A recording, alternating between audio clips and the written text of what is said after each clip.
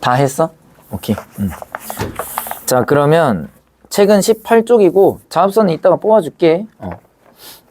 우리가 지난 시간에 이제 용언, 본용언, 보조용언까지 하고 이제 마무리가 됐던 걸로 기억을 하고, 이제 규칙 활용, 불규칙 활용, 그거까지만 보면 이제 다 끝날 것 같거든. 그래서 용언이랑 나머지 파트 이제 최종적으로 정리를 좀 해볼게. 자, 책은 이제 18쪽이고,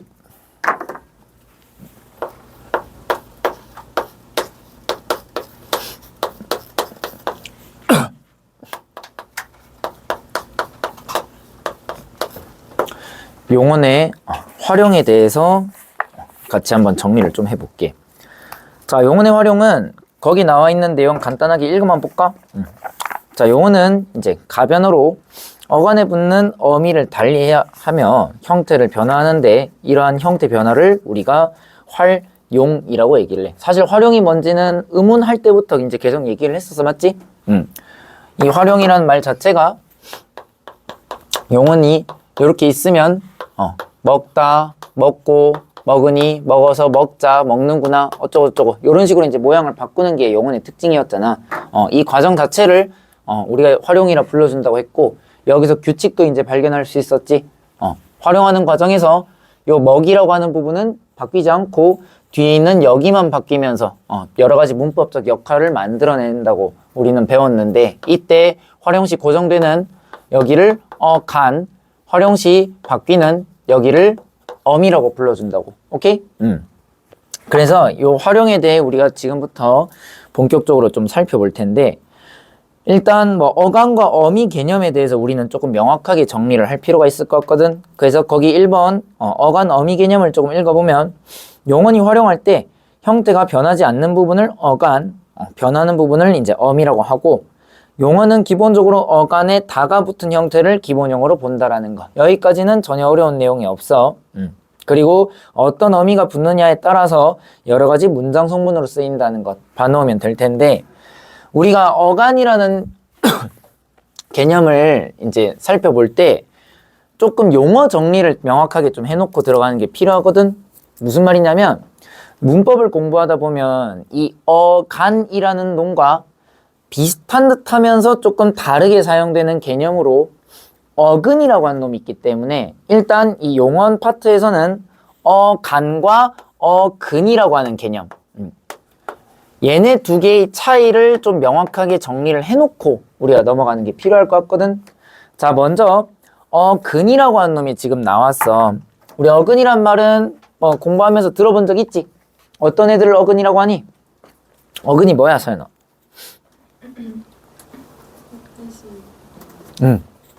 어근은 직역하면 단어의 뿌리 부분을 가리킨다고 이제 봐놓으면 되거든. 즉, 어근이라고 하는 놈은 단어에서 중심 의미가 담겨있는 부분을 가리키는 말이라고 보면 돼.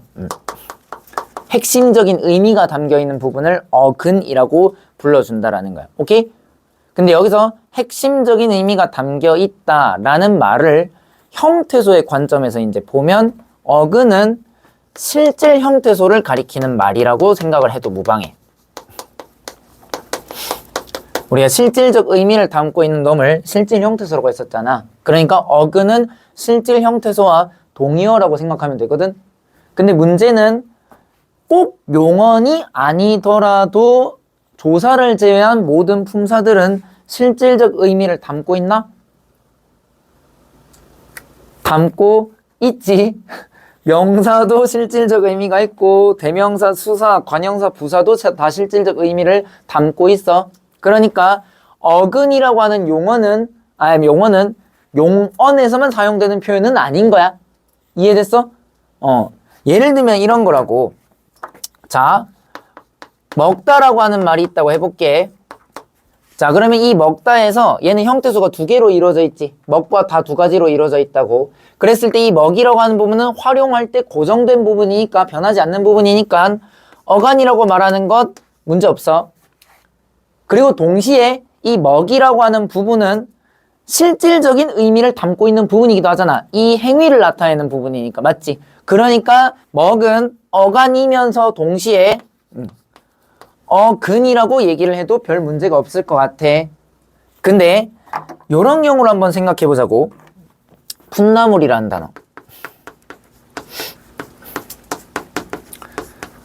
자, 요 단어는 지금 두 개의 덩어리로 이제 이루어져 있다는 걸 우리가 알 수 있을 것 같거든. 풋이라고 하는 부분과 나물이라고 하는 부분. 요 두 가지가 모여서 단어가 만들어진 거야. 맞지?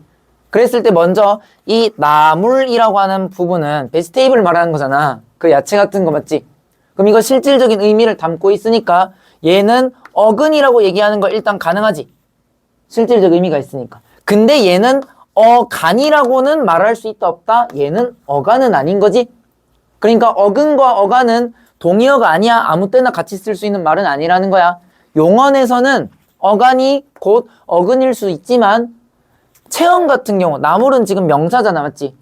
이런 명사 같은 경우는 어근이란 말은 쓸 수 있지만 여기서는 어간이란 말은 쓸 수가 없어. 오케이? 참고로 풋이라고 한 놈은 단어 형성법에서 조금 더 자세하게 배울 텐데 의미를 더해주는 기능을 하고 있거든. 풋나물은 나물은 나물인데 어떤 나물? 어떤 나물이 풋나물이야? 풋나물, 뭐 풋고추, 풋밤, 풋사과 어떤 애들 말하는데 덜 익은 애들을 가리켜가지고 우리가 이제 풋이란 말을 붙이잖아. 요렇게 의미를 더해준 놈은 뭐 아직은 자세히 몰라도 되지만 접사라고 불러준 놈이야. 오케이? 그러니까 지금 요거는 나물이란 놈은 정리하면 그는 되지만 가는 안 된다라는 거. 오케이? 요걸 좀 구분해야 되고 마지막으로 용언이라 하더라도 무조건 어근과 어간이 또 일치하는 건 아니거든? 예를 들면 이래.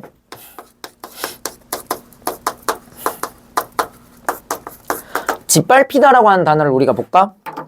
자, 요 짓밟히다라고 하는 단어를 우리가 어간과 어미의 관점에서 이제 조금 구분을 해볼게. 그랬을 때 이 짓밟히다라고 하는 단어의 어간은 어디니? 다현아. 이 단어의 어간은 기본형에서 이제 다 앞부분이 어간이라고 했잖아. 그러면 어간은 짓밟히까지가 어간이라는 걸 우리가 알 수 있고 어미는 지금 다 요것만 어미거든. 근데 얘를 어근의 개념으로 이제 분석을 조금 해보잖아. 참고로 어근의 상대에서 이제 사용되는 용어는 여기서 잠깐 살펴봤던 접사라고 하는 놈이야. 즉 어근과 접사라고 하는 개념으로 짓밟히다라는 단어를 우리가 분석을 해볼 수도 있을 것 같거든. 그랬을 때 이 단어에서 어근에 해당하는 부분은 뭘까? 서연아. 여기서 어근에 해당하는 건 밥 하나밖에 없어. 그 말은 요 앞 뒤에 붙어있는 짓이라고 하는 놈과 히라고 하는 놈은 어근이 아니고 접사에 해당하는 놈이라는 거야. 오케이? 접사는 아까 어근에 덧붙어서 의미를 더해주는 놈이라고 잠깐 얘기를 했었잖아. 여기서 짓밟히다에서 실질적 의미는 이거 푸시의 의미를 담고 있는 밥 하나밖에 없고 앞에 붙은 짓과 뒤에 붙은 히는 의미를 더해주는 기능만 하는 놈이라고. 여기서 밟는 것과 짓밟는 거의 차이는 뭔데? 짓은 어떤 의미를 더해주는 거야? 그냥 밟는 게 아니고 마구 밟는다라고 하는 존나 밟는다는 의미를 더해주는 거잖아. 얘는 강조의 의미를 지금 나타내주고 있고 밟다랑 밟히다를 비교해보면 밟히는 건 뭔데? 내가 밟는 게 아니고 내가 당한다는 의미를 나타내주는 거지. 맞아? 그러니까 얘네들은 어근에 들어갈 수가 없는 거야. 참고로 왜 얘네가 어근이 아니냐면 어근은 얘만 어근 단독으로만 있어도 여전히 실질적 의미를 가지고 있어. 그러니까 다른 놈들이 붙지 않아도 얘는 여전히 푸시의 의미를 갖고 있는 거야. 물론 어미는 붙어야겠지, 용언이니까. 근데 짓과 히라고 한 놈은 단독으로 있을 때는 그 의미로 사용할 수 없어. 얘가 이렇게 있다고 해가지고 마구의 의미로 사용될 수 있는 거 아니지. 이렇게 쓸 수 있는 애가 아니지. 그러니까 얘는 어근이 안 되는 거야. 이거는 단어 형성법에서 조금 자세하게 배울 텐데 여기서 우리가 살펴보려고 하는 건 이거야. 지금 용어는 경우에 따라서는 어간과 그리고 어근이 같지 않을 수도 있다라는 거. 무슨 말인지 됐나? 용언이라고 해서 무조건 어간과 어근이 동의어는 아니라는 거야. 무슨 말인지 알겠니? 근데 여기서 한 가지 좀 볼 수 있는 건 어간이 짓밟히라고 했고 어근 접사 개념으로 봤을 때 짓, 발, 히 요렇게 우리가 분석이 되는 거잖아. 그러면 요 관계를 우리는 좀 생각할 수 있을 것 같아. 용언의 간이라고 하는 개념은 뭐랑 뭐를 합쳐서 부르는 말이다? 어근과 접사를 합쳐서 어간을 형성한다라는 거. 요 관계를 너네들이 알아놓으면 될 것 같아. 무슨 말인지 알겠니? 그래서 요 어근이라고 하는 개념은 정리하면 단어의 핵심적인 의미를 담고 있는 부분을 가리키는 것이고 우리 국어에서 용언에서만 쓰는 건 아니다. 그리고 어근이 어간과 무조건 일치하는 것도 아니다 라는 걸 정리를 좀 해놓을 필요가 있다고. 알겠니? 그래서 어근은 참고로 우리가 배우고 있는 지금 9개의 품사 중에 조사를 제외한 8개의 품사가 전부 다 어근을 담고 있다고 생각하면 편해. 오케이? 조사는 애초에 문법적 기능 담당하는 놈이니까 빼고 나머지 관형사, 부사, 뭐 감탄사, 뭐 저거저거 전부 다 어근이 있는 거야. 알겠니? 요걸 일단 생각해 놓으면 돼. 반면에 이제 어간이라고 하는 놈은 우리가 아까 말했던 것처럼 용언이 활용하는 과정에서 변하지 않는 부분을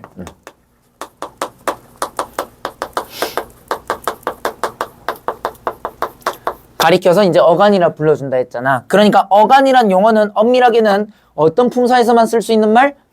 용언에서만 쓸 수 있는 말이라는 거. 그래서 활용시 변하지 않는다고 했기 때문에 얘는 용언에서만 쓴다. 조금 정확하게 얘기하면 서술격 조사도 어간과 어미가 나뉘긴 해.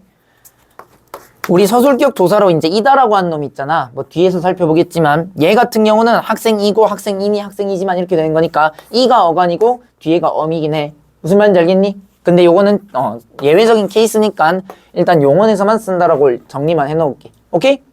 자, 그래서 일단 첫 번째로 우리가 어간의 개념을 정리하면서 어근이라고 한 놈과 용어 정리를 좀 해놓을 필요가 있다라는 거 첫 번째. 요걸 좀 짚고 넘어갔으면 하고, 그리고 두 번째로 넘어가서 아까 활용시 바뀌는 부분을 어미라 불러준다 했는데 먹고 먹으니 먹어서 먹자. 지금 여기서 볼 수 있는 것처럼 우리 국어의 어미는 종류가 되게 많거든. 그래서 두 번째로는 우리 국어의 어미 종류에는 어떤 것들이 있는지도 정리를 좀 해놓을 필요가 있을 것 같아요. 오케이? 자, 요거는 예를 한번 들어볼게.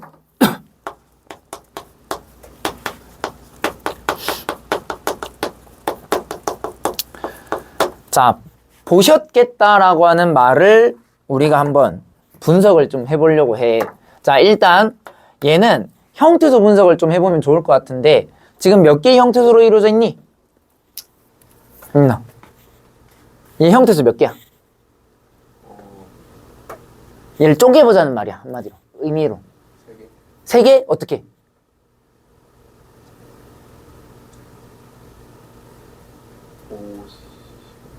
보셨겠다?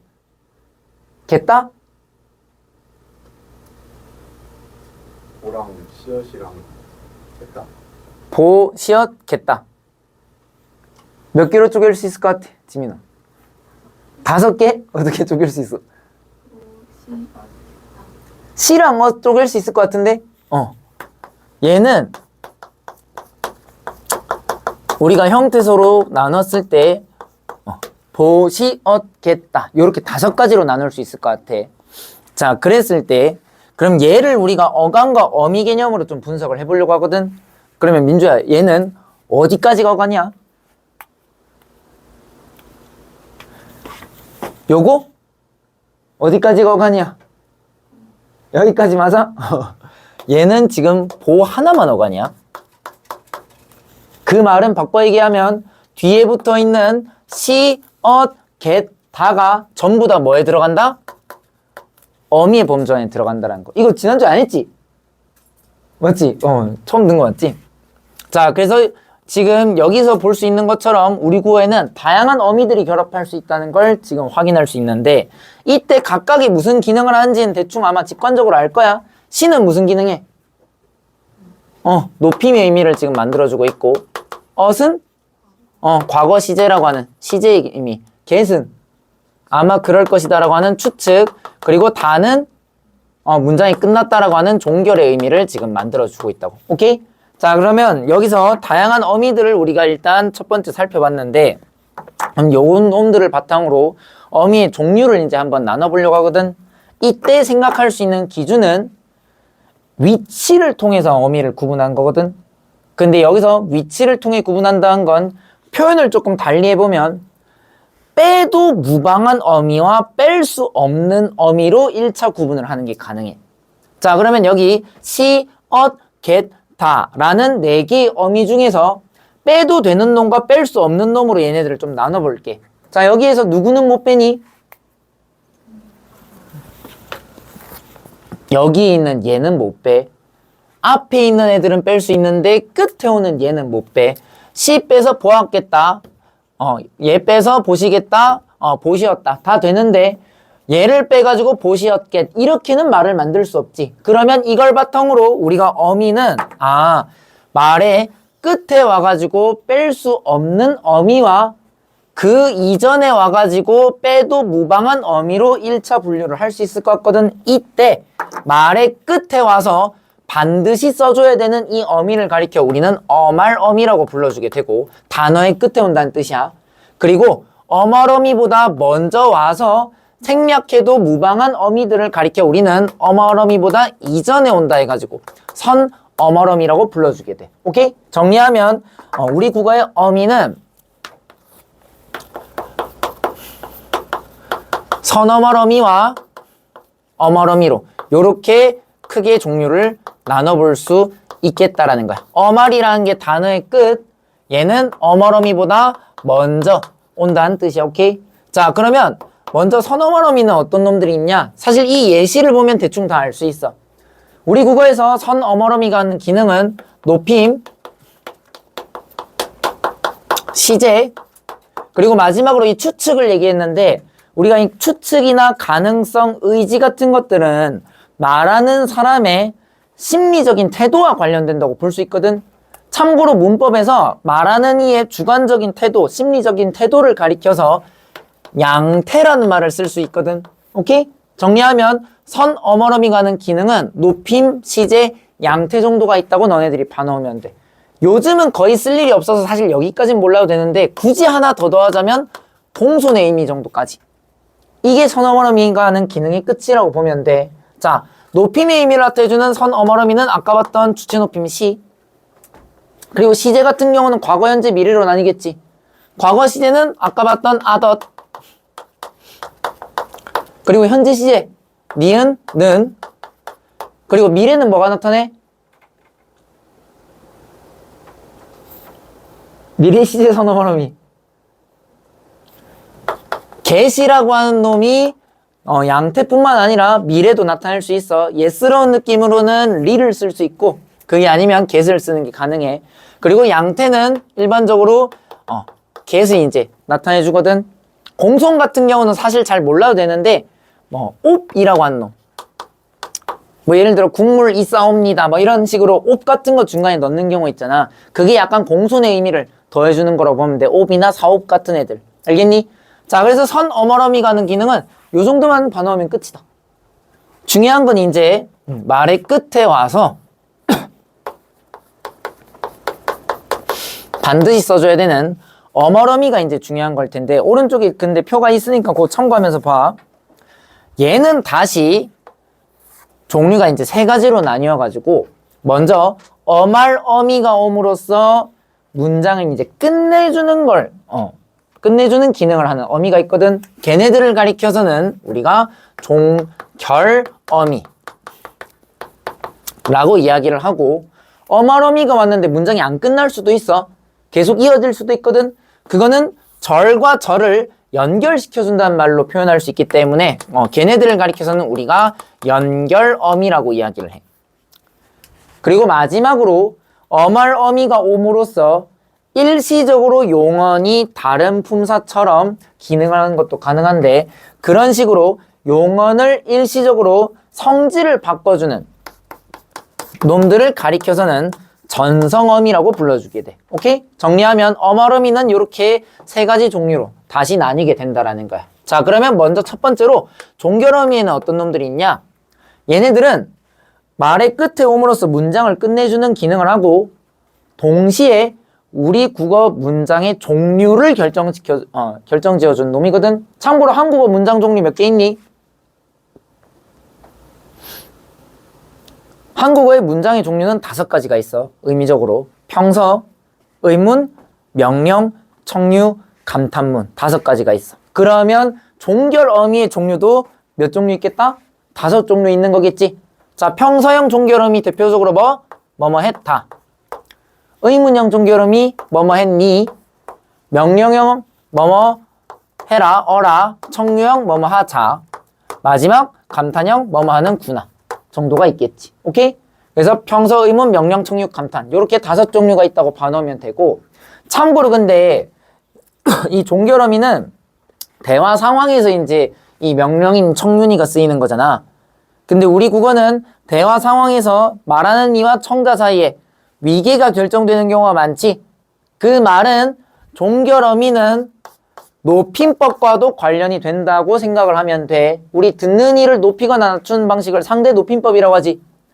그래서 요거는 너네들이 작년 문법 요소 공부할 때 상대 높임법 표 배웠던 거 기억나냐?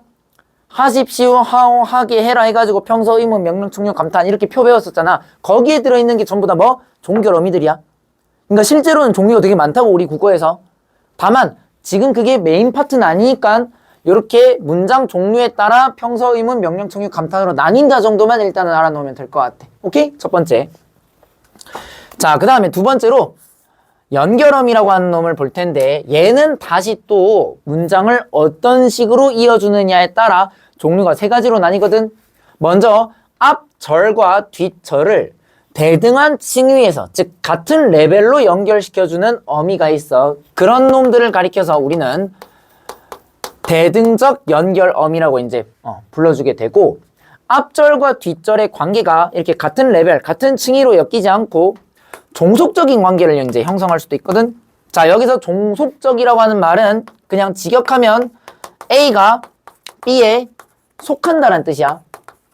이때 얘네 A가 B에 속한다는 말은 A, B가 독립적으로 따라 놀지 못하고 얘네 둘이가 엮였을 때만 온전한 의미를 형성한다고 이해하면 돼. 오케이? 그런 식으로 연결시켜주는 어미를 가리켜서는 우리가 종속적 연결음이라고 불러줘. 마지막으로 우리 지난 시간 본용언, 보조용언이란 개념에 대해서 이제 배웠었지. 그 본용언, 보조용언 사이를 연결시켜주는 어미가 있는데 걔네들을 가리켜서는 보조적 연결음이라고 불러주게 돼. 오케이? 자, 그래서 연결음의 종류는 이렇게 3가지로 나뉜다라는 걸 봐놓으면 되는데, 먼저 대등적 연결음인 어떤 게 있냐? 참고로 요 연결어미 개념은 너네가 영어 접속사 개념을 조금 엮어가지고 이해하면 훨씬 받아들이기 편하거든. 대등적 연결어미는 영어 접속사로 치면 and, but, or의 의미를 만들어주는 놈이라고 보면 돼. 자, 그러면 and, 고 혹은 먹으며, but, 먹지만 혹은 먹으나, or,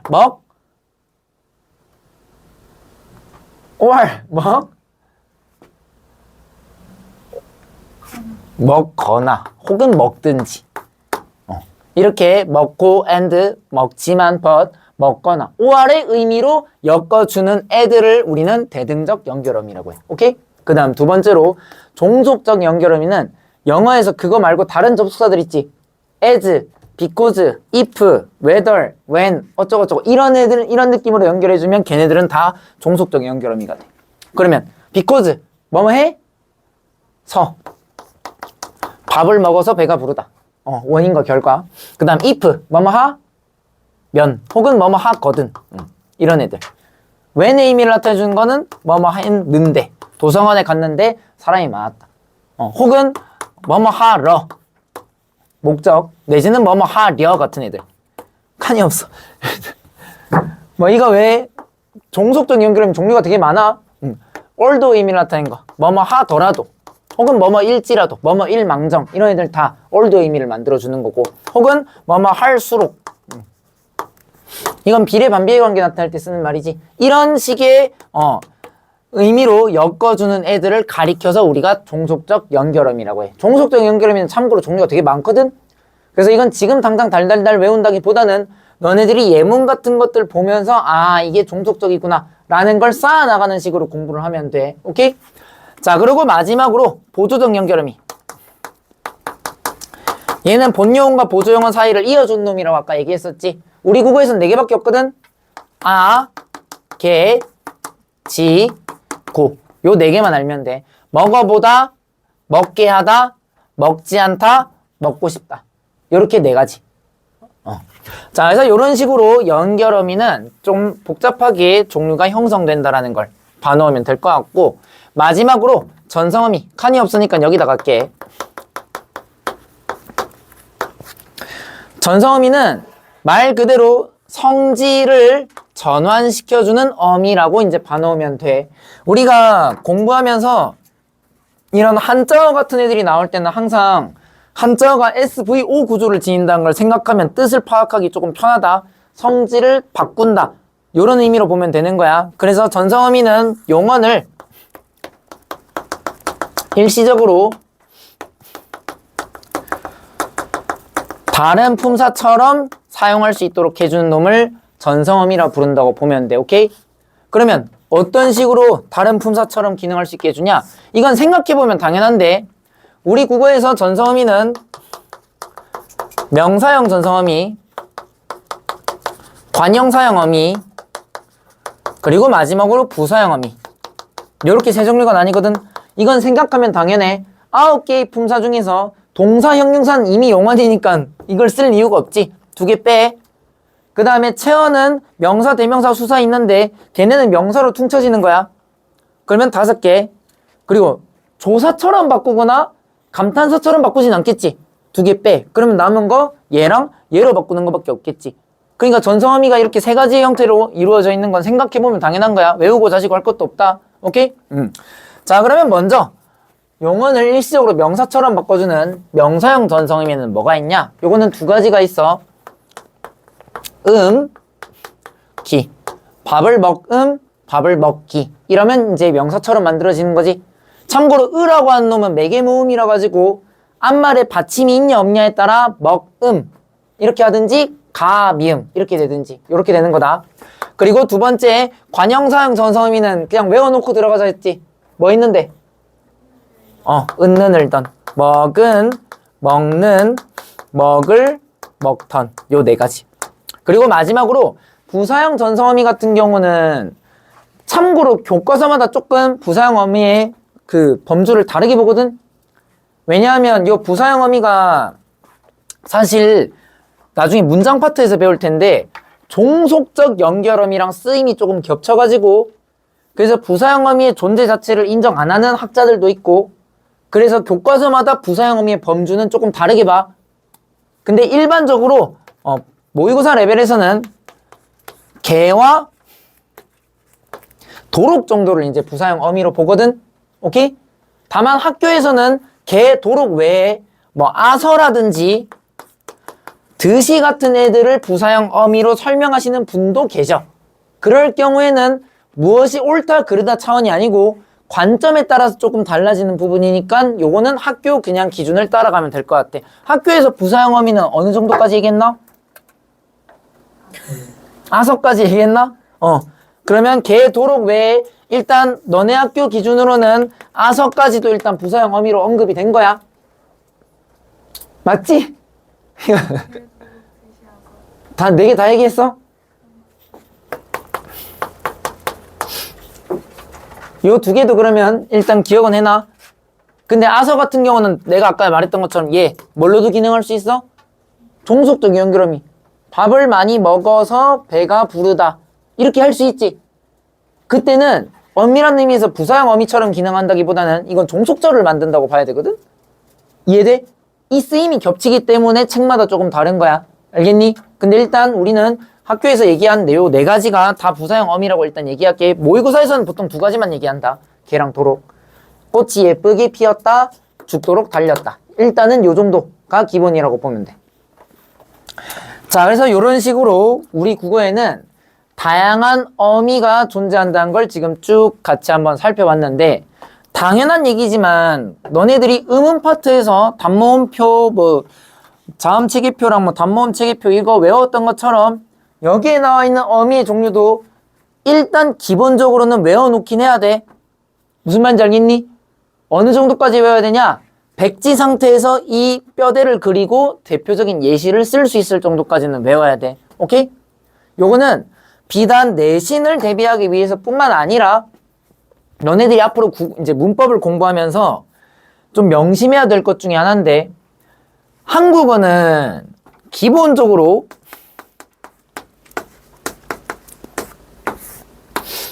조사랑 어미에 의해서 만들어지는 문법적인 특징이 존나게 많은 언어거든? 이해돼? 그래서 조사, 어미 관련된 개념은 좀 확실하게, 완벽하게 정리를 좀 해놓고 공부를 해나가는 게 필요해. 이 품사라고 하는 단원이 우리가 배울 전체 문법 단원 중에 중심 부분을 차지하고 있거든? 그러니까 품사를 정확하게 배워야 이전에 의문도 사실은 제대로 공부가 되고, 품사가 제대로 돼 있어야 이후에 문장이나 나머지 파트도 제대로 공부가 된다고. 그 중심에 조사, 어미 요 두 가지가 있기 때문에 딴 건 몰라도 오늘 배운 것 중에 이 어미의 종류 자체는 너네들이 머릿속에 세팅이 다 끝나 있어야 돼. 요거는 올해뿐만 아니라 내년을 위해서도 너네들이 좀 명심해야 될 것 중에 하나야. 참고로 너네 지난주에 이제 너희도 모의고사를 봤지만 3학년 애들도 이제 평가원을 치렀잖아. 이번 9월 모의평가에서 이 얘기를 좀 하면, 엄매 선택자 기준 엄매 45문제 중에 오답률 상위 5위 안에 들었던 것 중 3문제가 문법에서 나왔거든? 오답률 1위가 문법이었어. 이번에 78% 정도가 이제 나왔고, 나머지 이제 2문제도 막 60%, 뭐 50% 뭐 이렇게 이제 나왔거든.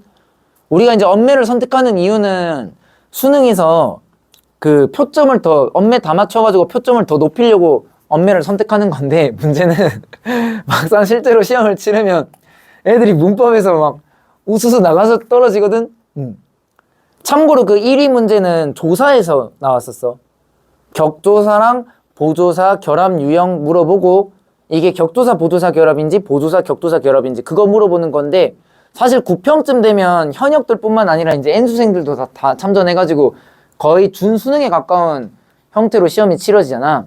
근데 그런 애들조차도 80% 정도면, 오답률 80% 정도면 사실상 찍었을 때 나오는 정답률인데, 문법에서 그 정도까지 나온다고. 무슨 말인지 이제 그 1위 문제가 조사에서 나왔었어. 내가 볼 때는 나는 학교 선생님이 그 문제를 눈여겨보지 않았을까 해서 나중에 그건 보여주긴 할 거야. 그래서 아무튼 요 조사랑 어미는 오늘 이제 다 끝낼 텐데, 조사 마찬가지로 이따가 공부하면 그거는 확실하게 좀 공부를 해놓고 들어가야 돼. 알겠니? 일단 요거를 좀 얘기할게. 자, 그래서 일단 어미의 종류를 쭉 같이 한번 살펴봤는데, 근데 여기에서 조심해야 될 것 한 가지만 조금 짚고 넘어가 볼게. 지금 내가 이제 어미 종류 설명하면서 전성어미를 놓고 용언을 일시적으로 다른 품사처럼 사용할 수 있게 해주는 어미라고 지금 이야기를 했었거든. 근데 전성어미가 붙어서 용언이 다른 품사처럼 기능한다라는 건 품사가 바뀌는 건 아니라는 말이야. 이해돼? 사과 같은 내 얼굴이라고 하면 내 얼굴이 사과냐? 사과는 아니야. 비슷할 수는 있어도 사과는 아니라고. 즉 다른 품사처럼 바꿔준다라는 건 품사 자체가 바뀌는 개념은 아니라는 거야. 이해했지? 근데 문제는 여기에 있는 전성어미들 중에서 실제로 품사를 바꿔주는 전미사로 기능할 수 있는 놈도 있거든? 그게 음과 기야. 무슨 말이냐면 이 음과 기라고 하는 애들은 기라고 하는 놈은 경우에 따라서 명사형 어미로도 쓸 수 있고 아니면 명사 파생 전미사로도 쓸 수 있는 놈이거든? 그래서 어떨 때 어미로 쓰이고 어떨 때 접사로 쓰이는지를 너네들이 구분할 줄 알아야 돼. 요거는 단어 형성법에서도 이제 나오는 내용인데 일단 나온 김에 미리 얘기를 좀 할게. 자, 내가 명사 파생 전미사라고 한 용어를 지금 썼는데 요거는 형성법에서 좀 더 자세하게 배울 거야. 일단 간단하게만 단어 뜻을 풀어보면 명사를 만들어주는 전미사라고 그냥 이해하면 돼. 오케이? 즉 명사 파생 전미사라고 하는 건 용언의 뒤에 붙어가지고 걔를 완전히 명사로 바꿔주는 놈이라고 보면 돼. 이해돼? 그래서 어미랑 접사의 차이는 굳이 비유를 좀 하자면 얘는 쌍꺼풀 테이프를 붙이는 개념이라고 보면 되고 얘는 쌍꺼풀 수술하는 개념이거든? 어미는 쌍꺼풀 테이프야. 우리가 이제 그 쌍꺼풀 테이프는 붙여도 나중에 세수하면서 그거 띄고 나면 다시 외꺼풀로 돌아가지. 즉 어미가 붙는 건 품사를 바꿔주는 건 아니기 때문에 일시적으로 다른 품사처럼 기능할 뿐 본질은 여전히 용언에 있다고 봐야 돼. 근데 명사 파생 전미사가 이제 용언에 붙게 되잖아. 그러면 이건 완전히 수술을 하는 개념이기 때문에 더 이상 외꺼풀로 돌아갈 수 없어. 그냥 걔는 이제부터 명사인 거야. 무슨 말인지 해야 돼? 이게 어미와 접사의 차이점이라고 보면 되는데 예를 들면 이런 거야.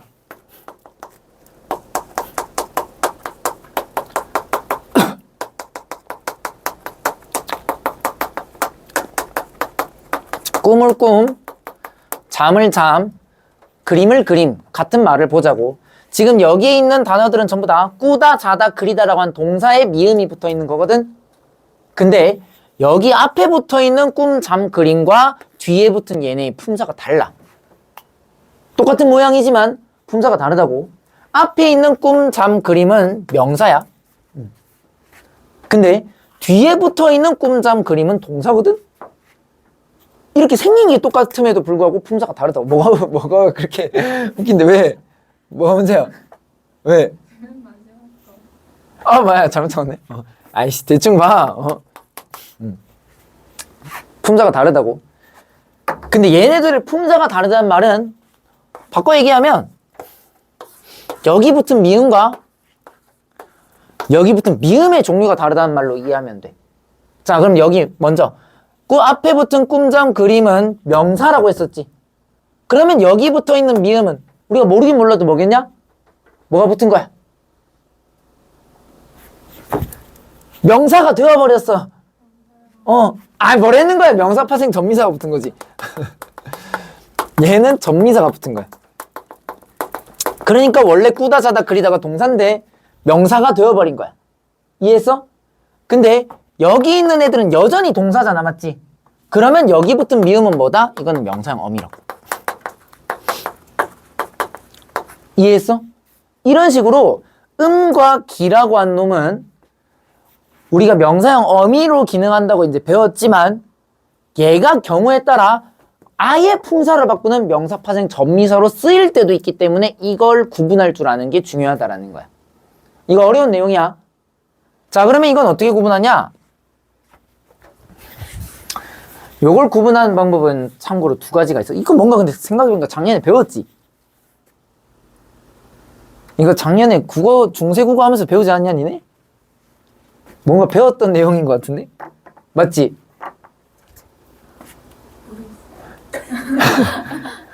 내 기억으로 뭔가 작년이 아니고 재작년이었나? 너네 1학년 때 선생님 누구였지? 안진영이랑 그 남자 한 명 있었잖아. 이름 까먹었다. 누구? 근데 이거 뭔가 옴이랑 암 하면서 뭐 이거 배우지 않냐? 몰라야 돼. 지금 배우면 되니까. 자, 그러면 이제 이걸 어떻게 구분하냐? 구분하는 방법은 크게 두 가지가 있어. 일단 첫 번째로는 얘네가 어미 또는 접사가 붙어가지고 명사로 기능하거나 동사로 기능하거나 이렇게 된다고 했었잖아. 즉 바뀐 결과물의 특성을 이용해가지고 우리가 판정하는 방법이 있거든. 무슨 말이냐면 명사와 용언이라고 한 놈들은 내가 지난번에 얘기하면서 문장에서 뼈대를 구성하는 놈들이다 라는 얘기를 했었지.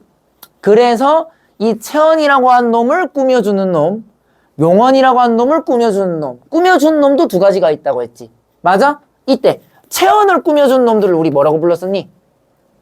관형사, 조금 넓게는 관형어가 체언을 꾸며주게 되고, 용언을 꾸며주는 놈은 누구? 부사어가 용언을 꾸며주게 되지. 즉 얘네들을 구분하는 방법 중 가장 일반적인 방식은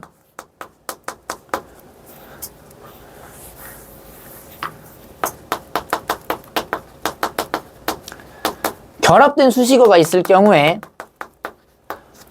뭐 어떤 수식어가 붙어 있는지를 바탕으로 판단하는 방법이 있어. 이때 여기는 지금 수식어가 없긴 한데 만약에 여기에 수식어가 붙어가지고 있을 때 걔가 관형어의 수식을 이제 받고 있다고 치잖아? 그러면 그때는 뭐가 붙은 걸로 판단할 수 있다? 그때는 전미사 결합으로 판단할 수 있어. 왜? 관형어는 뭘 꾸미는 놈이니까? 체언을 꾸미는 놈이니까. 그럼 뒤에 붙은 놈은 체언이고 그러면 거기 붙은 미음은 전미사구나. 이렇게 판정할 수 있다고. 근데 그러지 않고 부사어의 수식을 만약에 음기 붙은 놈이 받고 있게 되잖아. 그러면 그때는 어미가 결합된 걸로 판정하기 가능해. 알겠니? 내가 이거 결합된 수식어라고 한 건 사실 너네들이 수식어를 붙여봐도 되지만 그걸 헷갈릴까봐 그냥 얘기하는 거야. 예를 들면 이래. 여기 꿈을 꿈 앞에다가 나쁜 꿈을 꿈이라고 해볼까? 나쁜이 관형어지. 맞지? 요거 나쁜 꿈을 꿈 자연스럽네? 크게 문제될 거 없지? 그러면 얘는 지금 전미사가 붙은 걸로 볼 수 있어. 근데 꿈을 나쁜 꿈 이렇게 하면 그때는 말이 안 되지. 맞아? 그러면 얘는 전미사가 붙은 게 아니란 거고 그러면 어미가 붙은 걸로 볼 수 있겠지. 이해됐나? 그래서 수식어가 결합돼 있을 때는 그게 관형어냐 부사어냐 이걸 바탕으로 너네들이 뭔지 판단하는 게 가능해. 참고로 수식어가 안 붙어 있을 경우에는 임의로 붙여보는 것도 가능하긴 하지만 그러다가 헷갈릴 수도 있으니까 결합되어 있을 때 판단하는 거라고 보는 게 조금 더 편하긴 해. 왜 그러냐면 지금 여기서 나쁜 꿈을 꿈 자연스럽지. 근데 나쁘게 꿈을 꿈이라고 해볼까? 그러면 그래도 자연스럽다고 너네가 생각할 수 있지. 근데 문제는 여기에 나쁘게는 사실 누굴 꾸며주는지 아니? 얘를 꾸며주는 게 아니고 사실은 얘를 꾸며주고 있는 거야. 이해돼? 얘는 부사어이기 때문에 부사어는 참고로 위치가 조금 자유롭다는 특성이 있거든? 그래서 실제로 얘가 꾸며주는 건 뒤에 있는 꿈이지만 너네들이 그걸 판정 못하지. 그렇기 때문에 붙어있을 때만 판단해 이거는. 임의로 붙였다가 헷갈릴 수 있으니까. 무슨 말인지 됐니? 근데 얘는 아까 말한 특성 때문에 좀 헷갈릴 수 있기 때문에 요거 붙여보는 것까지는 괜찮아. 관형어 붙이는 건 명확하게 좀 판단하는 게 가능하니까. 여기 왜냐하면 여기에 붙는 것 나쁜을 여기 붙이는 건 괜찮고 여기 붙이는 건 안 된다는 건 너희가 판단할 수 있잖아. 그러니까 요거는 웬만하면 없을 경우엔 붙이지 말고 얘는 붙여봐도 돼. 오케이? 그래서 일단 첫 번째로 요걸 이용해서 우리가 판단할 수 있고 그 다음에 두 번째는 용언이 기본적으로 가지고 있는 서술성 여부를 이용해서 얘네들을 판단하는 것도 가능하거든. 자, 여기서 서술성이라고 하는 건 뭐냐? 용언은 기본적으로 문장에서 서술어로 기능할 수 있는 놈이야. 맞지? 오케이? 그래서 그런 성질을 용언의 성질을 서술성이라고 하거든. 이때 서술성이란 말은 거창하게 생각할 필요는 없어.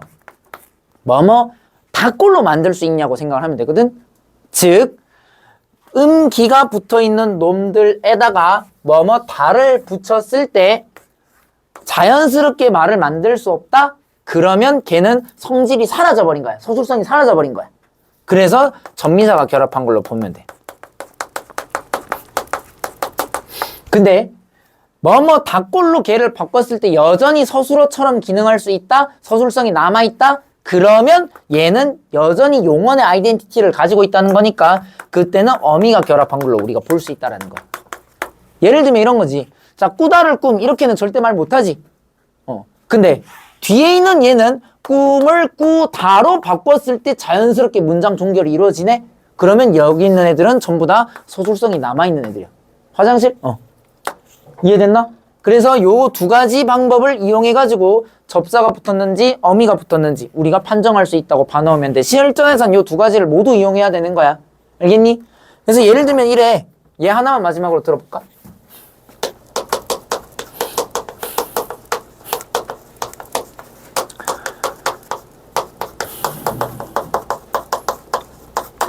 아침에 하는 달리기가 건강에 좋다라고 해볼까? 여기에 지금 달리기 와 있고, 그 다음에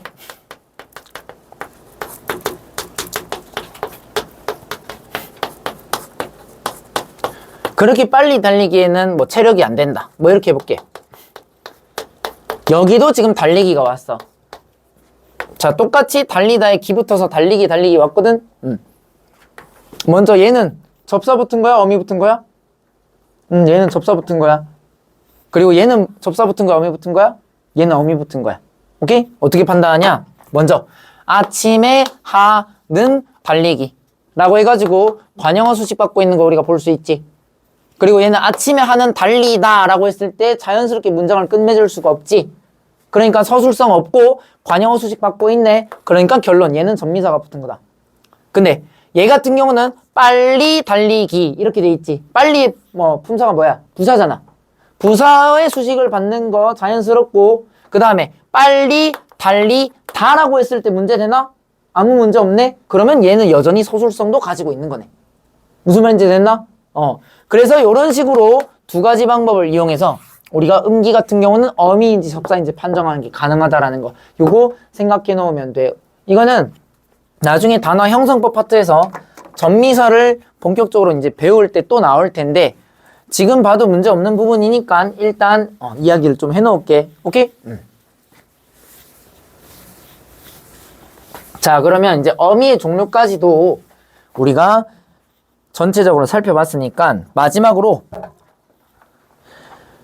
이 활용을 통해서 용언의 종류를 나누는 규칙 활용과 불규칙 활용으로 이제 넘어가 볼게. 거기 19쪽에 전성어미랑 문장 성분 구분하는 건 지난 시간에 다 얘기했으니까 그거는 읽어보면 되고, 20쪽에 규칙 불규칙 활용 걸로 넘어가 보자.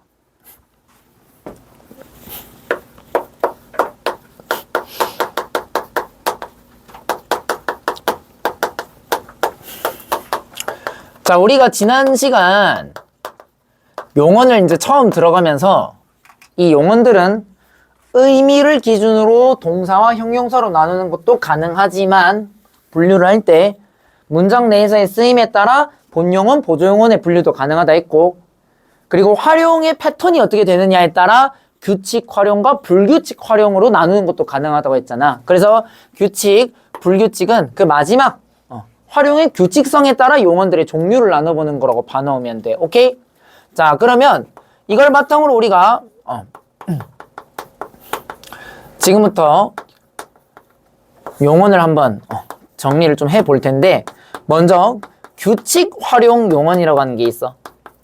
이거는 별로 어려운 게 없다. 우리가 아까 맨날 활용에 대해서 계속 보면서 활용의 규칙이 어떻게 된다고 했었어? 뭐는 그대로인 상태에서 어간은 그대로 고정되어 있는 상태에서 어미만 이것저것 이제 바꿔가면서 문법적 역할을 만들어내는 게 활용의 일반적 규칙이었잖아.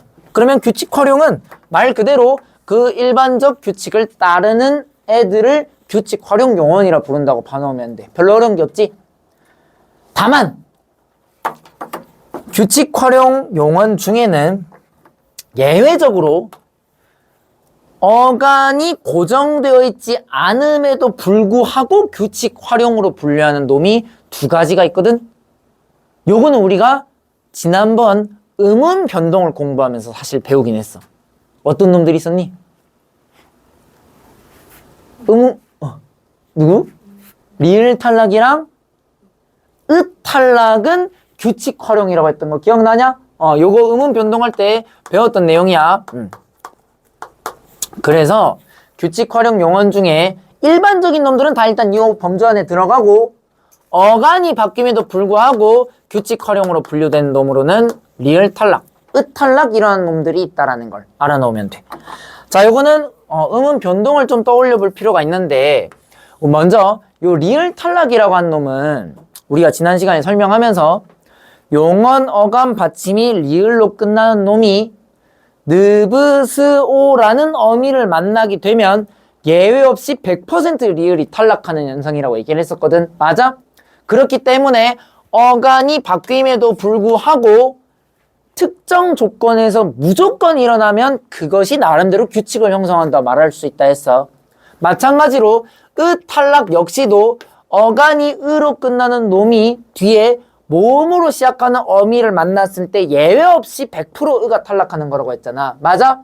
그렇기 때문에 얘네들은 어간이 바뀌지만 규칙 활용의 범주 안에 들어간다고 생각을 하면 돼. 무슨 말인지 알겠니? 오케이? 그래서 규칙 활용은 요 두 가지도 포함된다라는 걸 일단 첫 번째 조심하면 될 것 같고, 그러면 이제 일반적인 패턴을 벗어나는 불규칙 활용은 어떤 게 있냐? 얘는 그 불규칙 활용의 양상에 따라 세 가지로 종류를 나눠볼 수 있거든. 첫 번째, 원래 고정되어 있어야 할 어간이 경우에 따라 특이하게 바뀌는 어간 불규칙 활용. 그리고 두 번째, 일반적이지 않은 형태로 어미가 결합하는 어미 불규칙 활용. 마지막으로 활용 과정에서 어간과 어미가 모두 바뀌는 어간 어미 불규칙 활용. 요렇게 양상을 세 가지로 나눠보면 돼. 오케이? 자, 그러면 먼저 어간이 활용 과정에서 변형을 일으키는 어간 불규칙 활용을 볼게. 자, 요거는 우리 국어에서 총 5가지 종류가 있거든. 참고로 어간 불규칙은 너네들이 외울 때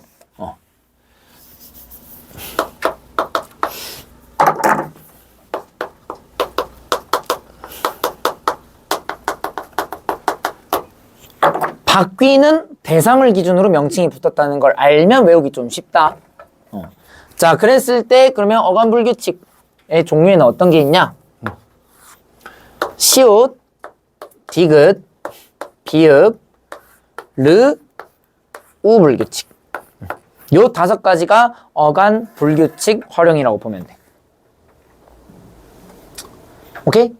자, 그랬을 때 먼저 첫 번째, 시옷 불규칙 활용이라고 하는 건 뭐냐? 내가 바뀌는 대상 기준으로 붙는다고 했어. 즉, 얘는 어간의 끝이 시옷 받침으로 끝나는 용언에서 일어나는 건데, 얘가 활용하는 과정에서 시옷이 탈락하는 걸 시옷 불규칙 활용이라고 한다.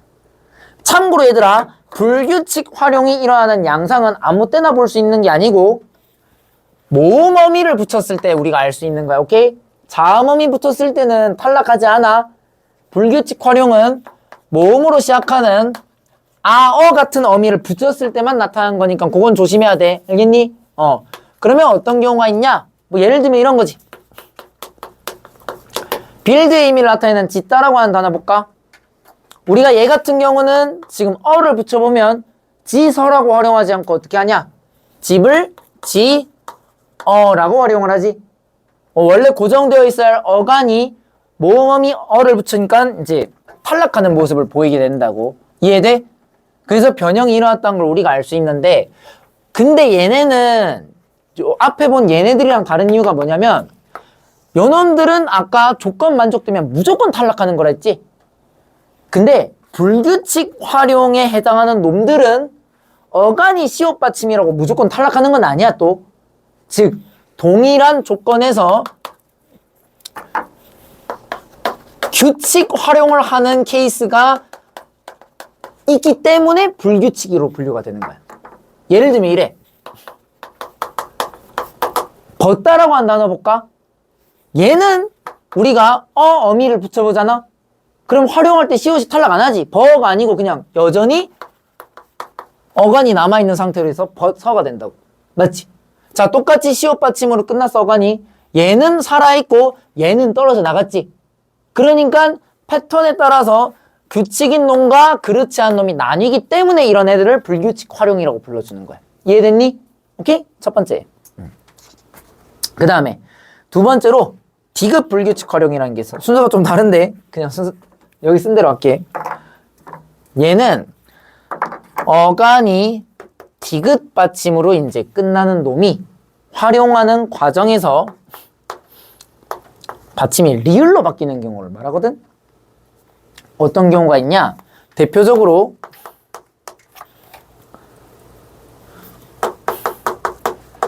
걷다 정도 생각해보면 될 것 같아. 여기서 말하는 걷다는 워크에 걷다 말하는 거야. 근데 우리가 워크에 걷다 같은 경우는 어를 붙이면 길을 걷어가 아니고 뭐라고 하냐? 길을 걸어로 하지.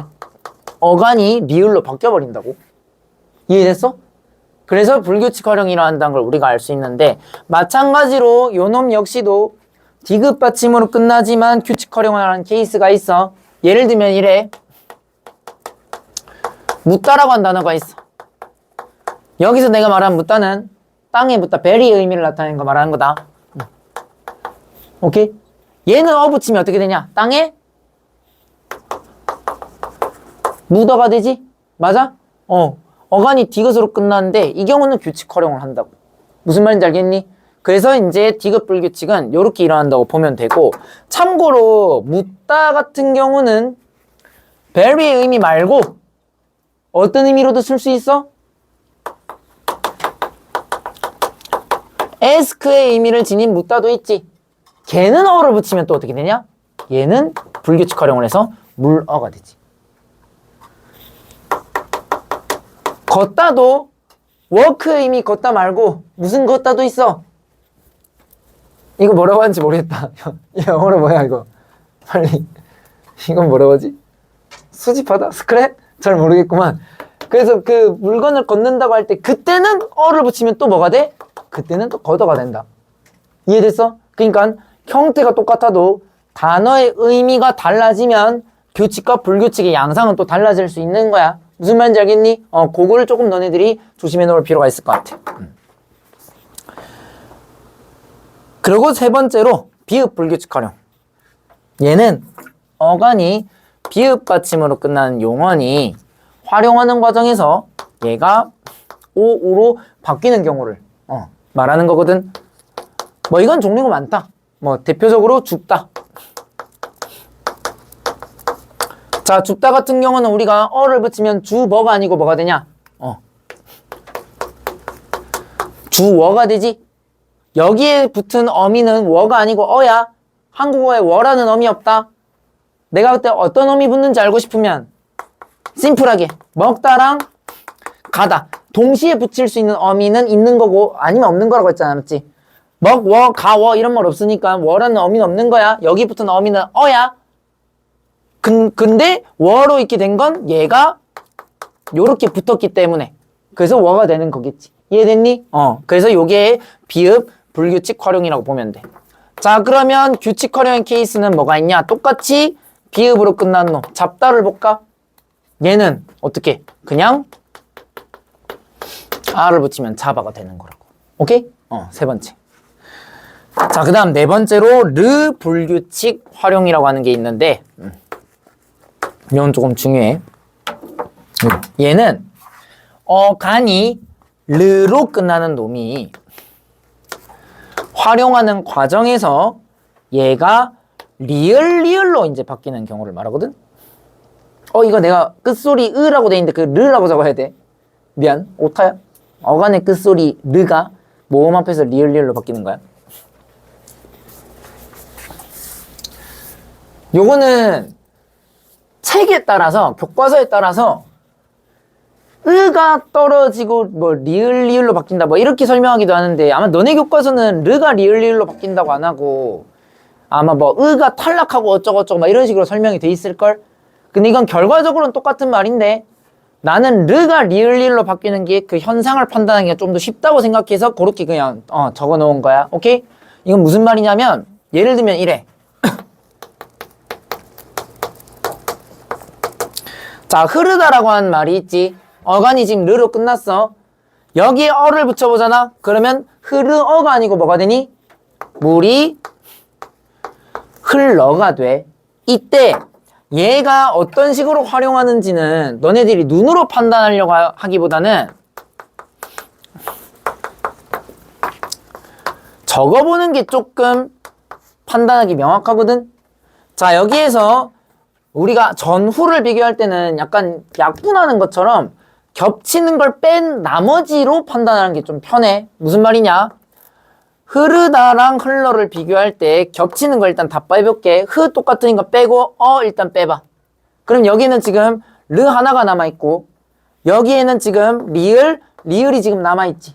맞아? 그러면 우리가 이걸 바탕으로 르가 리을로 바뀌었다고 이제 얘기하는 거 가능하겠지. 맞아? 그러면 얘는 불규칙 활용이 일어난 거야. 이해돼? 근데 요놈의 규칙 활용 케이스로는 예를 들 수 있거든. 규칙 활용이다. 들르다란 말 있지. 스톱바의 의미를 나타내는 거. 들리다란 말 한국어에는 없어. 들르다야. 근데 여기에 어를 붙이잖아? 그럼 뭐가 돼, 이나? 들러가 되지. 얘는 규칙 활용이야. 왜 규칙이야, 얘는? 흘러고 들러인데 얘는 불규칙이고 얘는 규칙이야. 왜 얘는 규칙이야? 얘 흘러 들러 똑같이 생겼는데? 리을이 안 빠졌으니까 여기도 리을 있고 여기도 리을 있는데 이것도 리을이고 이것도 리을이잖아. 아 얘는 리을이 두 개, 얘는 리을이 하나. 이게 차이야?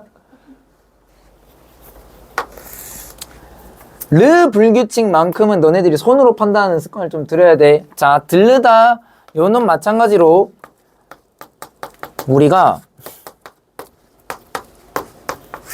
전후를 비교해보자고. 겹치는 건 빼라고 했지? 빼. 그리고 여기 르. 그리고 여긴 뭐가 남니? 리을이 남지. 아까 얘는 전후 비교했을 때 르가 리을 리을 이렇게 차이가 났었고 얘는 전후를 비교하면 르 리을 이렇게 남았지. 그러면 얘는 지금 얘가 1로 넘어오는 과정에서 빠진 거라고 볼 수 있는 거겠네. 그러니까 들러는 뭔 탈락이 일어난 것? 의탈락이 일어나는 단어인 거지. 근데 의탈락은 뭐의 범주? 규칙 활용의 범주 안에 들어간다 했으니까 얘는 규칙 활용의 예시로 말할 수 있는 거라고. 이해됐어? 너네들이 결과물만 놓고 보면 흘러랑 들러 생김새가 비슷하니까 이 두 개가 서로 다른 양상으로 일어났다는 걸 한눈에 캐치하기 어려울 수 있어. 눈으로만 보면 그렇다고. 그래서 다른 건 몰라도 르 불규칙 활용만큼은 웬만하면 손으로 좀 적어가면서 전후 비교를 해야 실수 없이 좀 문제를 해결할 수 있다고 봐야 돼. 알겠니?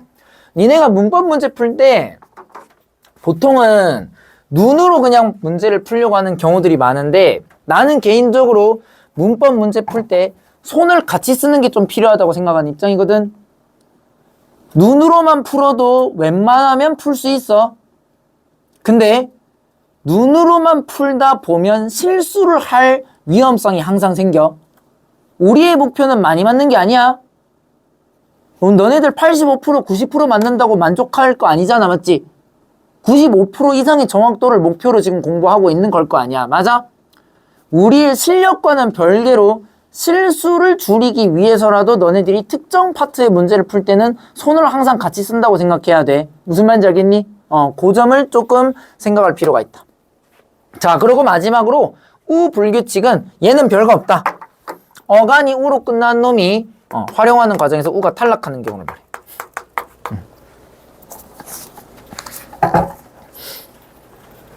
그래서 요거는 애초에 예시 자체가 뭐 없거든?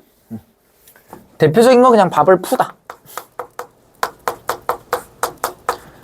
푸다에 어 붙이면 이거 푸어가 아니고 엄마가 뭐라고 해? 밥, 퍼 라고 얘기를 하지?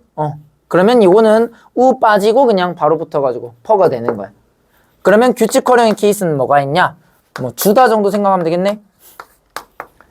우리 주다 같은 경우는 어를 붙이면 어떻게 되니? 주어가 되는데 근데 보통은 이렇게는 잘 안 쓰지. 얘를 밥 먹어만 시켜가지고 어떻게? 주어가 되는 건데 주어의 형태조가 주 플러스 어니까 요거는 규칙 활용의 예라고 말할 수 있을 것 같아. 오케이? 자, 그래서 이런 식으로 우리가 어간이 맡기는 어간 불규칙 활용 5가지 케이스에 대해서 살펴봤고 넘어가서 이제 어미 불규칙이랑 둘 다 바뀌는 경우 그것도 한번 볼게. 이거 학교에서 했지다. 이거 교과서에 있는 내용인 있는 내용이야.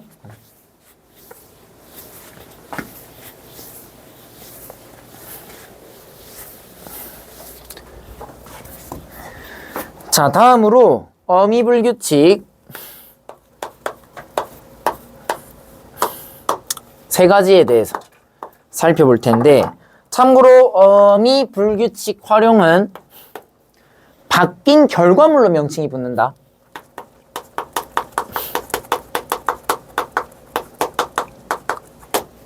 오케이? 그건 그게 우리 국어에서는 세 가지 여, 러, 그리고 오. 옛날에는 뭐 너라 불규칙이라고 한 게 있다 뭐 이런 식으로 이제 학교에서 설명했던 적도 있는데 너라 불규칙 활용은 지금 교과서 내용에서는 빠졌고 그래서 보통은 오 불규칙을 얘기하든지 얘기 안 하든지 보통 이런 식이긴 해. 자 그러면 하나하나 볼게. 먼저 여 불규칙. 자 바뀐 결과물을 기준으로 명칭이 붙는다고 했어. 그러면 여 불규칙은 뭐 들어갈 자리에 여가 들어가는 거? 어가 들어가야 할 자리에 여가 쓰이는 경우라고 생각하면 돼. 오케이? 어를 써야 할 자리에 여를 쓰는 걸 말하고 러 불규칙은 어를 써야 할 자리에 러를 쓰는 걸 말하는 거야. 이해했니? 오케이? 자 그러면 여 불규칙 활용은 어떤 식으로 일어나냐? 얘는 참고로 특정 패턴을 가진 단어에서 일괄적으로 나타나거든. 여 불규칙은 뭐뭐 하다 꼴의 단어에서 그냥 다 일어난다고 생각하면 돼. 오케이? 공부하다, 뭐 정지하다, 무슨 하다 이런 식의 단어들은 다 여 불규칙이 일어난다고. 그러면 예를 들면 이런 거지. 불규칙의 예시로 공부하다 같은 말에 우리가 어를 붙여볼까? 그러면 공부하어가 아니고 이때는 뭐가 되니? 공부하 여가 되지. 맞아? 근데 이 여라고 한 어미는 다른 놈들에게는 안 붙고 여기에만 붙는 놈이야. 이해됐니? 그래서 요게 이제 어미 불규칙 활용의 범주에 들어가게 되는 거라고. 그러면 규칙 활용의 케이스는 뭐가 있냐? 이건 수없이 많지. 왜? 어가 붙으면 다 규칙 활용이니까. 그러니까 뭐 규칙은 그냥 먹다가 먹어도 되는 게 규칙 활용이라고 생각하면 돼. 알겠니? 그래서 여불규칙은 이렇게 나누면 되는데 근데 문제는 이 여불규칙 보다 보면 너네들이 헷갈리는 경우가 있거든? 지금 요걸 보면 너네들이 이런 의문을 가질 수도 있다고. 근데 우리 먹여도 되는데 이거 뭐지? 라고 너네들이 생각할 수 있다고. 자 그럼 요것도 이제 여불규칙 활용이라는 거라고 볼 수 있겠네? 맞아 아니야? 아니야? 왜 아니야? 그럼 여기부터 어미는 뭔데 지민아?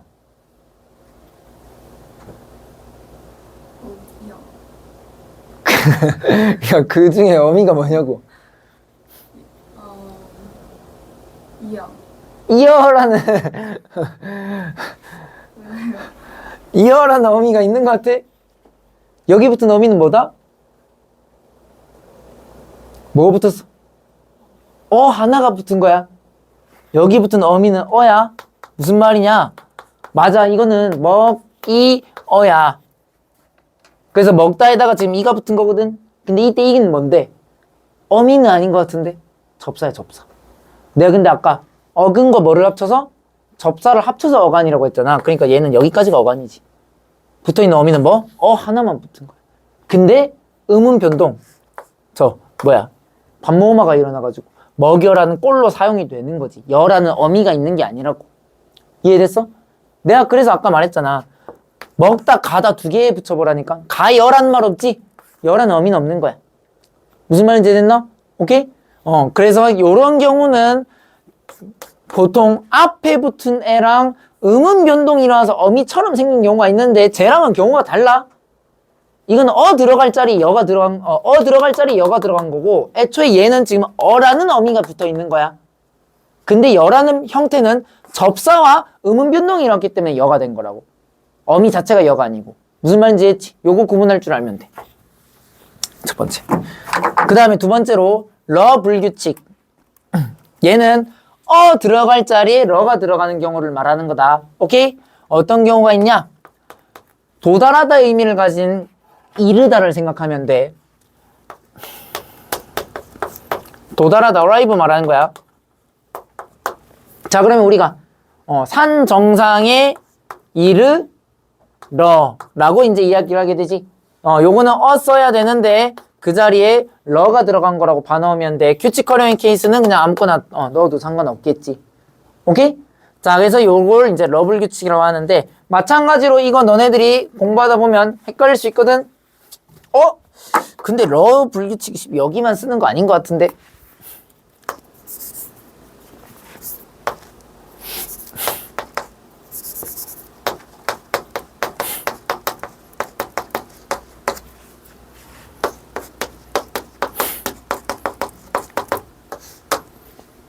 이건 무슨 불규칙 활용이야? 다시. 이 단어는 무슨 불규칙 활용이라는 단어냐?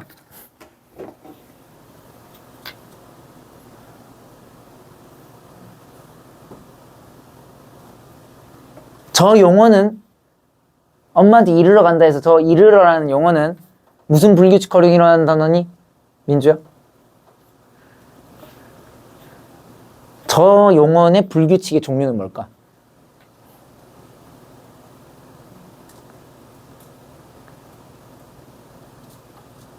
현민아, 쟤 무슨 불규칙 활용이라는 단어야? 쟤는 르 불규칙이라는 단어야. 표정씨, 야, 몰라도 웃는 게 프로라고. 표정 관리 좀 해. 그 험악한 표정 짓지 말고. 얘랑 뜻이 달라. 우리 이르다고 한 단어 있지? 얘는 우리 국어에서 일반적으로 뜻이 세 가지거든? 엄마한테 다 일러 할 때 그 이르다도 있고, 그때는 말한다는 의미를 가지고 있는 단어고, 시간이 일러서 할 때 그때 이제 early 의미로도 우리가 이르다란 말을 쓰잖아. 경우에 따라서는 방금 아까 도달하다의 의미를 나타내는 arrive 의미로 이르다를 쓸 수도 있지. 근데 얘네들은 요렇게랑 요렇게 의미로 쓰일 때랑 요때 불규칙의 종류가 다르거든. 엄마한테 다 말한다는 의미를 나타낼 때는 엄마한테 다 일러지.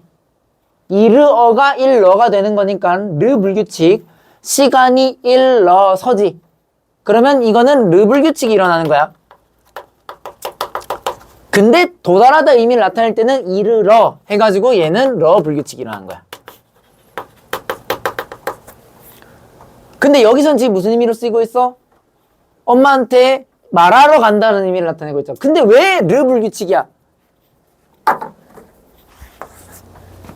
이건 대신에 러를 쓴 게 아니고 그냥 러라는 어미가 붙은 거지. 표정 관리하냐? 표정 관리해. 이해 안 돼도 일단은 그 웃는 표정을 지으라고.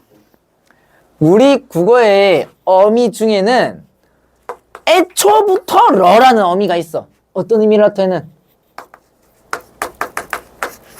목적의 의미를 나타내는 종속적 연결음이 러가 있잖아.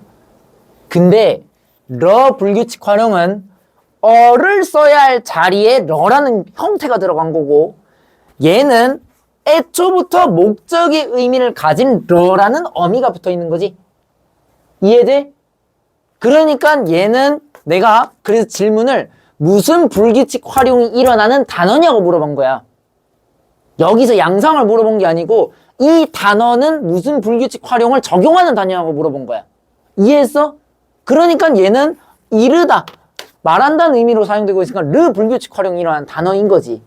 다만 여기서 불규칙 활용이 일어난 건 아니지. 이해? 시험에서는 이렇게 꼬아서 내. 시험은 불규칙 활용을 적용해서 예문이 나오는 것만은 아니야. 이해? 이런 식으로 볼 수도 있다고.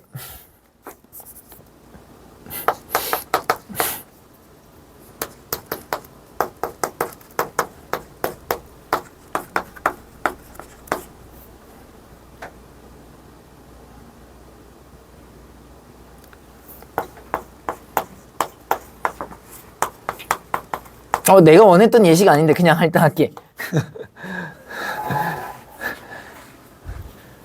이거는 무슨 불규칙이냐?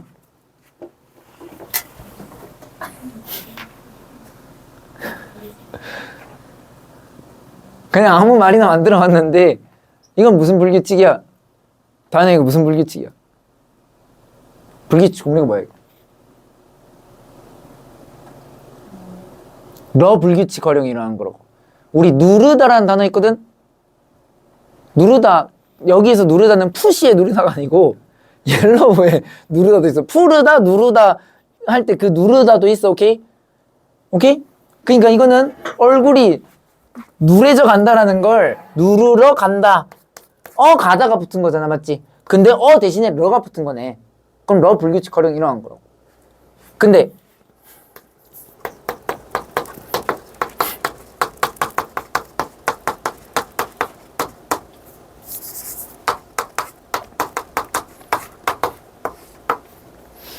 여기서 사용된 누르다는 뭔 불규칙 활용이 일어난 단어야? 이거는 르 불규칙이라는 단어지. 왜? why? 여기서는 푸시의 의미를 나타내. 누르다고. 미안. 이거는 어를 붙이면 눌러가 되는 거잖아. 맞지? 그러니까 여기서는 어를 붙인 건 아니지만 이 누르다는 눌러로 활용된 애니까 르 불규칙이 일어나는 단어인 거야. 이해됐지? 누르다도 옐로우 의미인지 아니면 이제 버튼을 누르다의 의미인지에 따라 불규칙 양상이 다르다고. 근데 친절하게 시험에서는 어를 붙여준 예시를 안 보여줄 수도 있어. 그때는 너네들이 판단해야 된다고. 이해했지? 그래서 질문을 잘 들어야 돼. 내가 이거 말할 때 어떤 이 단어가 무슨 불규칙 활용이 일어난 단어라고 난 물어봤었어. 이해? 그럼 이 형태랑 상관없이 이르다가 말하다는 의미를 가지고 있고 거기에 어를 붙여서 너네들이 판단을 하는 거라고. 이해했니? 요런 식으로 봐야 돼. 불규칙은. 그래서 너네가 그거 좀 조심하면 될 것 같고, 마지막으로 오 불규칙 활용은 이건 특정한 케이스에서만 나타나는 거라서 그냥 참고로만 알아놓으면 돼. 얘는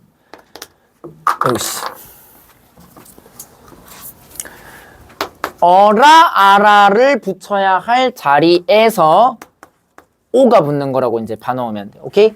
우리가 명령형 어미로 이제 어라 아라를 일반적으로 이제 사용하게 되잖아. 맞니? 근데 뭐뭐를 나한테 달라고 할 때 그 달다라고 하는 단어가 있어. 기본형으로는 잘 안 쓰고 명령문으로 주로 쓰는데 그때 달다라고 하는 말에 아라 어라가 붙으면 달아라가 아니고 그걸 나에게 다 오가 되지. 이해돼? 얘는 아라를 못 붙이고 오로만 이제 명령문을 만들 수 있다고. 그래서 얘한테만 붙는다 해가지고 이걸 오 불규칙 활용이라고 얘기를 해. 그러면 그냥 먹어라 이렇게 되는 건 전부 다 규칙 활용이 되는 거겠지. 그래서 얘는 뭐뭐를 다오라고 하는 이런 케이스에서만 나타나는 거니까 사례만 기억해 놓으면 돼. 알겠니? 자, 그래서 이렇게 우리가 어미가 바뀌는 불규칙 활용으로 세 가지 종류를 이제 살펴봤고, 마지막으로 어간 어미가 둘 다 바뀌는 케이스는 하나밖에 없거든.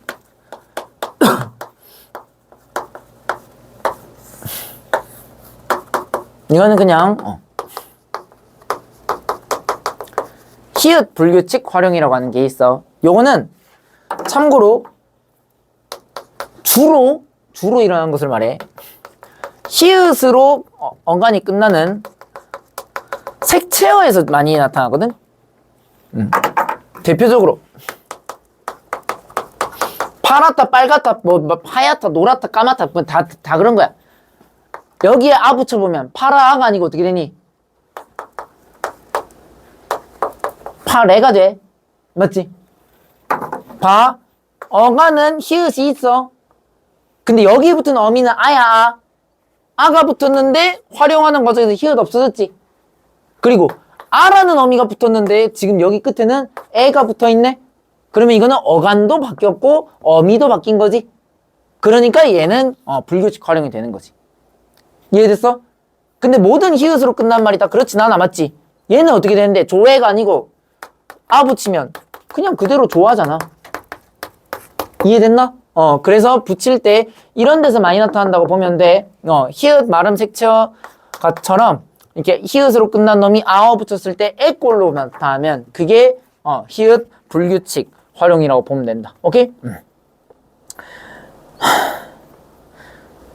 자, 그래서 여기까지 우리가 용언의 불규칙 활용에 대해서 쭉 살펴봤는데, 개인적으로는 이 불규칙 활용은 문제 나왔을 때 좀 되게 어려운 파트라고 좀 난이도가 좀 높은 파트거든. 애초에 너네가 기존에 이제 문법 공부하면서 안 배워봤을 만한 내용이고, 따로 이제 시간을 내서 문법을 공부했던 게 아니라면 처음 배우는 내용일 가능성이 높고, 그리고 외울 것도 좀 많고 양상을 판단하는 게 좀 난이도가 있기 때문에 이건 정리를 좀 잘 해놔야 된다고 생각해. 알겠니?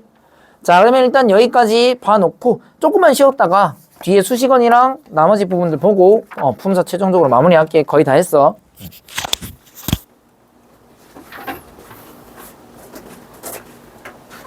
좀 쉬었다.